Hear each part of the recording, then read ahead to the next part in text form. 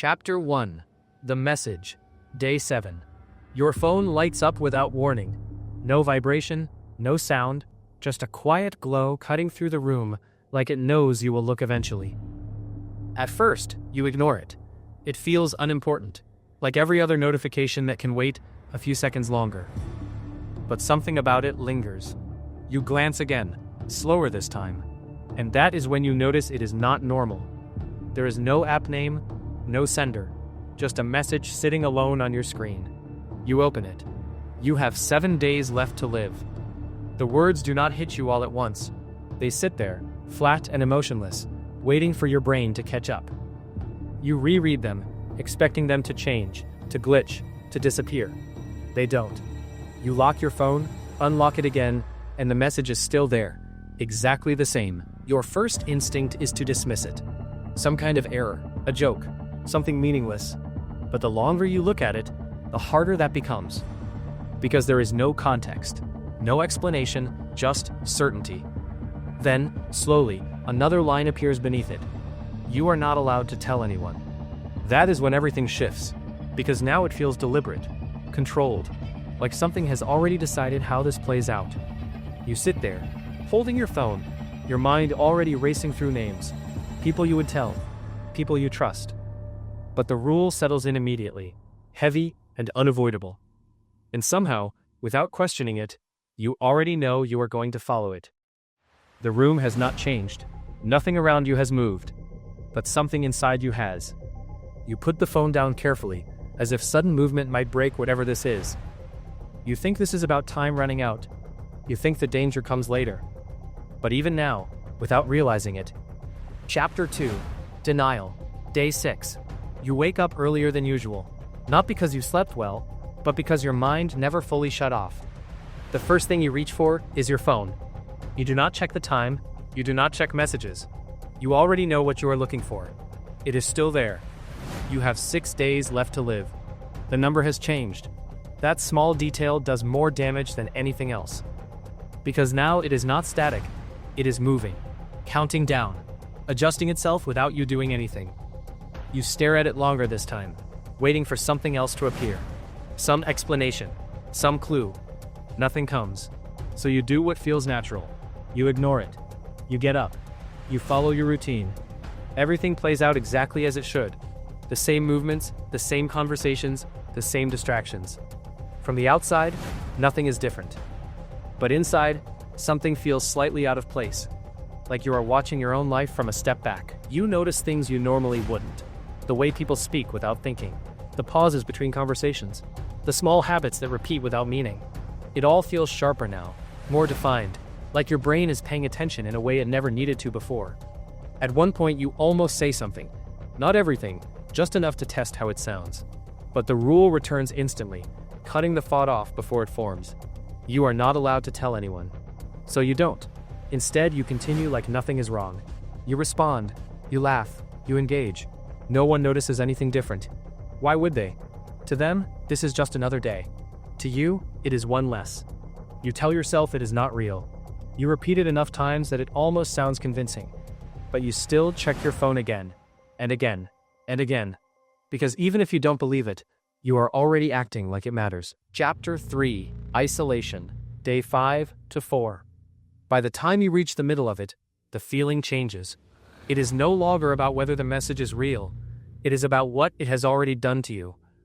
You are still surrounded by people, still moving through the same spaces, still having conversations that look exactly the same from the outside. But something has shifted in a way that cannot be undone. You begin to feel distance where there was none before. Not physical distance, but something quieter. A separation between you and everything else. You are present, but not fully. Engaged, but not completely. Like part of you has already stepped outside of your own life and is watching it unfold.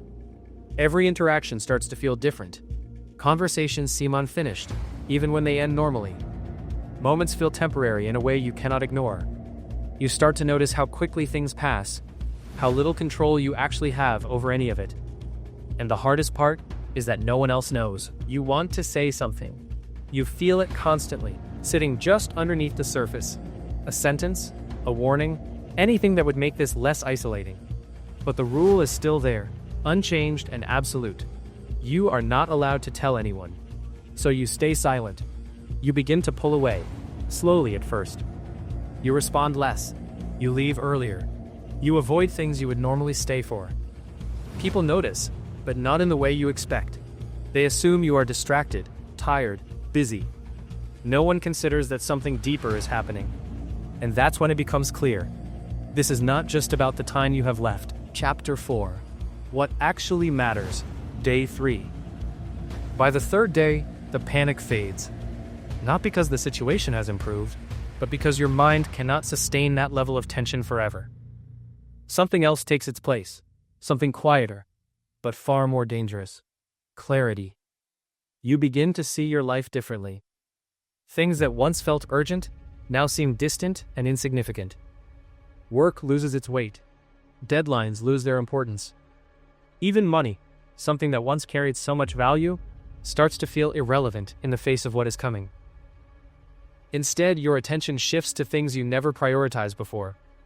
Small details. Silence. The way light moves through a room. The way people exist when they are not trying to impress or perform. You start to notice moments instead of rushing past them. It is not dramatic. It is not overwhelming. It is quiet, almost subtle, but impossible to ignore. You start asking yourself a different kind of question. Not what you should care about, not what you have been told matters, but what actually matters when everything else is stripped away. And the answer is simple. People, time, presence, things that cannot be measured or replaced. For the first time, you understand it completely. There is no confusion, no distraction, no external pressure shaping your answer. It is clear in a way it has never been before, and that is what makes it difficult. Because you did not need to learn this now. You could have understood it earlier. You could have acted on it when you still had time. But now, just as everything becomes clear, you realize how little time is left to do anything about it. Chapter 5. The Choices. Day 2. With only one full day remaining, everything becomes more deliberate. You no longer have the space to think endlessly or delay decisions. Every choice carries weight, and you feel it with each moment that passes. You begin to sort through your life in a way you never have before. People come to mind quickly. Not everyone, just the ones who matter. The ones who have had a real impact, whether you acknowledged it or not. You think about seeing them, spending time with them, being present in a way you may not have been before. But even that is complicated. Every interaction now feels final, whether you admit it or not. You find yourself paying attention to details you would normally miss. The way someone speaks, the way they react, the way they exist in a moment that they assume will continue like any other. At one point, you come close to breaking the rule. The words almost formed, sitting just behind your thoughts, waiting to be said. It would be easy, just one sentence, just enough to share the weight of it. But you stop. Not because something forces you to, but because you understand what it would do. It would change the moment. It would turn something real into something else entirely. And you do not want that. You want things to remain natural, even if they are temporary. You want these moments to exist without being shaped by what is coming next. So you say nothing. And as the day moves forward, the reality becomes impossible to ignore. There is only one day left. Chapter 6. The Final Day. Day 1. The last day arrives quietly. There is no dramatic shift, no sudden realization that changes everything at once. Instead, there is a sense of calm that settles in without explanation. You wake up, and for a brief moment, everything feels normal. Then you remember, and instead of reacting, you accept it. You stop trying to control what happens next. You stop planning, stop analyzing, stop thinking beyond the present moment. There is no reason to. For the first time, you are fully where you are, not distracted by what comes after. You move through the day slowly, not to stretch it, but because there is no urgency left. Every action feels more deliberate, more grounded, more real. You notice things you would have ignored before, and you stay with them longer than you normally would. As the day begins to fade, you find yourself sitting still, not waiting for something to happen, but simply because it feels like the right place to be. And then, nothing changes. There is no message, no ending, no confirmation, just silence. And in that silence, something becomes clear. Maybe this was never about the end. Maybe it was about showing you how you live when you think there is one. Because now you know. And now, you have to decide what to do with it.